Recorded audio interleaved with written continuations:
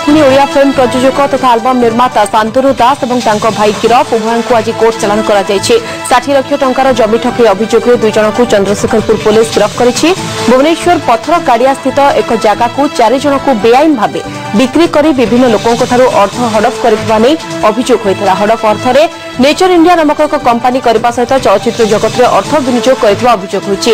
एसत Priyanshu entertainment banner रे one day love नामक एक चलचित्र में मुहूर्त समय महादेव दास भाई सामिल होते।